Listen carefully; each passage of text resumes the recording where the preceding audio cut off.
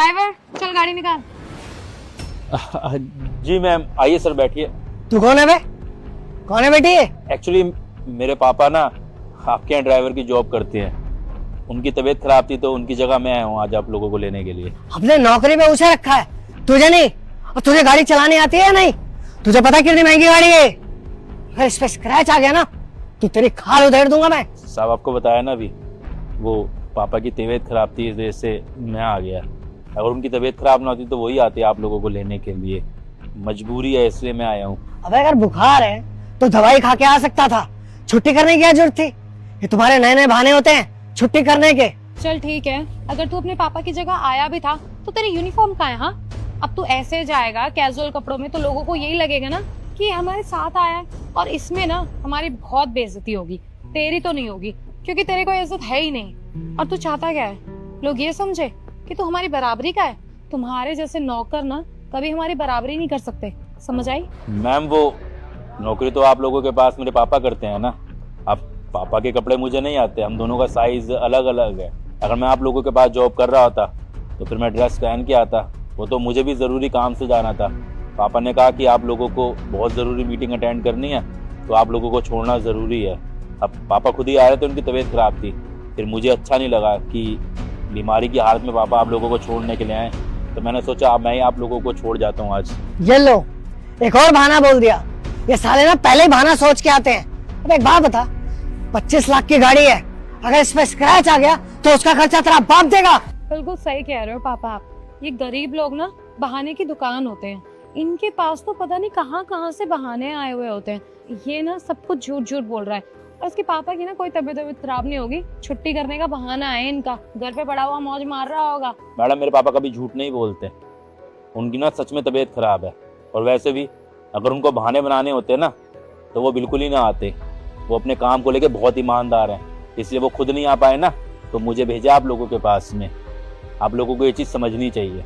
देख भाई, तुझे गाड़ी चलानी आती है या नहीं आती है मुझे उससे कोई मतलब नहीं है, लेकिन अगर मेरी गाड़ी पे एक भी स्क्रैच आया ना तो उसका खर्चा ये तो तू देगा या तेरा बाप। आप टेंशन मत लीजिए मैम। सर मुझे गाड़ी चलानी आती है और बहुत अच्छी तरह आती है। आप बैठिए, मैं आपको छोड़ दूंगा। चल बेटा, आज भगवान भरोसे चलते हैं। बच गए तो सही सलामत पहुंच जाएंगे, नहीं बचे तो भगवान ही मालिक है।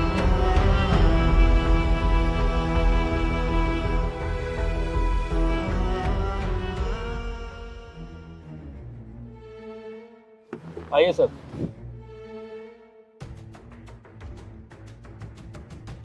सुन, जब तक हमारी मीटिंग हो रही है ना अंदर, तो यहीं बाहर खड़ा होकर के हमारा वेट कर रही हो, क्योंकि पेट्रोल का पैसा ना हमारी जेब से जाता है, तेरा बाप नहीं भरता, समझ आई? एसी चलाने की जरूरत नहीं है, याद रखियो।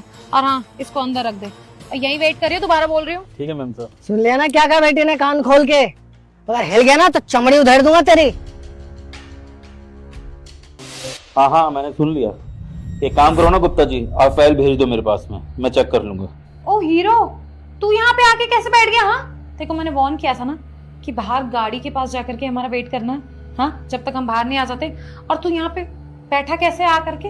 एक बात बता, तेरी इतनी हिम्मत हो गई, जब मेरी बेटी ने तुझे मना किया था कि गाड़ी के पास खड़े रहना है तो तू ऊपर कैसे आ गया और यार बॉस की कुर्सी पे बैठा है?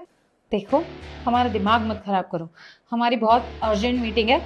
यहाँ से उठ और निकल यहाँ से, और जाके ना बॉस को भेजो अंदर, समझ आई? मैम आपकी जानकारी के लिए बता दूं, जिस चेयर के ऊपर मैं बैठा हूँ ना वो चेयर मेरी ही है, क्योंकि मैं ही उस कंपनी का मालिक हूँ। तो वो मजाक चल रहा है क्या? ये क्या मजाक कर रहा है तू? एक मामूली ड्राइवर का बेटा, वो भी इतनी बड़ी कंपनी का मालिक।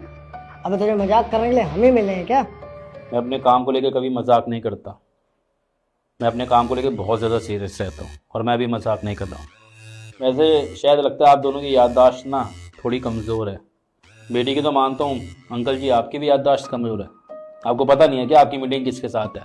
आपकी मीटिंग मेरे साथ ही है, विनय शर्मा नाम है मेरा। वैसे एक बात बताइए, इतनी बड़ी कंपनी के अंदर आके बॉस के केबिन के अंदर मैं ऐसे बैठ जाऊँगा, कोई मेरे को बैठने देगा? गार्ड धक्के दे के मुझे बाहर निकाल देता। इतनी सेंस तो आपके अंदर होनी चाहिए। अभी भी आप इस बात को लेकर मुझसे बहस कर रहे हैं। आप विनय शर्मा हो? जी बिल्कुल, मैं ही विनय शर्मा। अगर अभी भी डाउट है तो आप जाके बाहर स्टाफ से पूछ सकते हैं। सर एक बात समझ में नहीं आई मुझे, आप इतनी बड़ी कंपनी के ओनर है, आपके पापा ड्राइवर की जॉब क्यों करते हैं? वैसे मैम आपको बताना चाहूँगा कि मेरे पापा ना ज़मीन से जुड़े हुए व्यक्ति हैं। उन्होंने ना ड्राइविंग करके ही मुझे इस काबिल बनाया कि मैं इतनी बड़ी कंपनी खोल पाया हूँ। और आज भी ना मेरे पापा अपने काम से बहुत ज़्यादा प्यार करते हैं। मैंने तो 50 बार समझाने की कोशिश की कि पापा आपको अब काम करने की ज़रूरत नहीं है, मैं हूँ, लेकिन फिर भी वो नहीं चाहते हैं कि वो अपने बेटे के ऊपर निर्भर हूँ। वो कह रहे हैं जब तक मेरे हाथ पैर चल रहे हैं तब तक मैं ही मेहनत करूँगा। जैसे अंकल जी आप भी तो काम कर रहे हैं ना, बस फ़र्क जानता क्या है, आप एक अच्छी कंपनी को चला रहे हैं तो आपको लग रहा है कि आप बहुत अच्छा काम कर रहे हैं। मेरे पिता ड्राइविंग का काम करते हैं तो उसको छोटा काम समझा जाता है, तो इसलिए जज किया जा रहा है कि वो काम क्यों कर रहे हैं।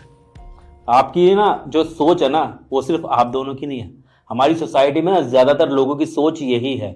अगर एक पिता मैनेजर या बड़े लेवल पे होगा ना तो कोई नहीं कहता है कि आप क्यों काम कर रहे हो, लेकिन वहीं अगर कोई बेचारा ड्राइविंग की नौकरी कर रहा है, मजदूरी कर रहा है, कोई छोटी मोटी दुकान चला रहा है, तो सब यही सोचते हैं कि आपका बेटा आप कामयाब हो गया तो आपको काम करने की क्या ज़रूरत है। क्यों? खाली जो बड़े लेवल पे काम करता है वही काम कर सकता है बड़ी एज के अंदर। वैसे आप दोनों की जानकारी के लिए बता दूं, कोई काम छोटा या बड़ा नहीं होता है, हर काम की अपनी एक वैल्यू होती है, हर काम एक दूसरे से जुड़ा हुआ है। अगर एक भी काम ना किया जाए ना तो दूसरा काम कम पड़ जाएगा। इसका जीता जागता उदाहरण आप दोनों ही हैं। देखिए ना, मेरे पापा ने आपके पास में 20 साल काम किया, उसके बाद मुझे पढ़ाया लिखाया, इस काबिल बनाया कि मैं इतनी बड़ी कंपनी खोल पाया। और देखिए आज आप दोनों को यहाँ पर आना था, आप दोनों में से किसी को गाड़ी चलानी नहीं आती। मेरे पापा अनफॉर्चुनेटली बीमार पड़ गए तो उन्होंने मुझे कहा, क्योंकि वो अपने काम से प्यार करते हैं और उन लोगों को ये पता था कि आपकी बहुत इंपॉर्टेंट मीटिंग है, वो नहीं चाहते थे कि आप दोनों लेट हो। इसलिए वो पिता है ना तो अपने बेटे को हक के साथ कह सकते हैं। उन्होंने मुझे हक के साथ कहा और एक आदर्शवादी बेटा होने के नाते मैंने उनकी बात को टाला नहीं, मैंने उनकी बात का सम्मान किया और आप दोनों को यहाँ लेके आया मीटिंग के लिए। और आप दोनों ने क्या किया, आपने बाहर भी मुझसे बदतमीजी की और यहाँ पर जब तक आप दोनों को ये विश्वास नहीं होगा कि मैं इस कंपनी का मालिक हूँ तब तक भी आप दोनों बदतमीजी कर रहे थे। बाकी आप लोगों से यही कहना चाहूँगा कि मैं आप लोगों को नीचा नहीं दिखाना चाहता, यही कहूँगा कि आप लोग अपनी गलती को सुधारें, लोगों को जज करना बंद करें। Sir we are really sorry, हमें पता है कि हमने गलत किया है और हम उस चीज़ को लेकर के बहुत एम्बैरस भी है, बट सर हमारी एक रिक्वेस्ट है आपसे। सर मैं उम्मीद करता हूँ जो हरकत बाहर हुई है उसकी वजह से हमारे आपसे लेन देन पे कोई फ़र्क नहीं पड़ेगा। जिस काम के लिए हम आए हैं प्लीज़ वो काम हमें दे दीजिएगा, मना मत कीजिएगा। और सर आपकी जानकारी के लिए बता दूँ, ये जो टेंडर हम आपसे भरवाने आए हैं ना, इस पर हमारा करोड़ों रुपया लगा हुआ है और हमारी काफ़ी बड़ी टीम इसके पीछे काम कर रही है। अगर आप ये हमें नहीं देंगे ना तो हमारा लाखों करोड़ों का नुकसान हो जाएगा। तो प्लीज़ आपसे रिक्वेस्ट है ये टेंडर हमें ही दीजिएगा।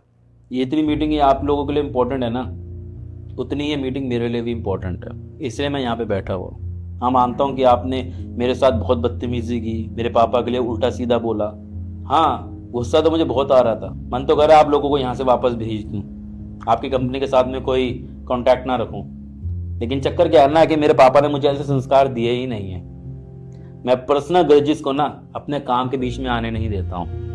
सच बात यह है कि आपकी कंपनी बहुत अच्छा काम कर रही है अपने लेवल के ऊपर, इसीलिए मैं आपके साथ में ये मीटिंग करने जा रहा हूँ ताकि हम दोनों मिलकर ग्रोथ करें।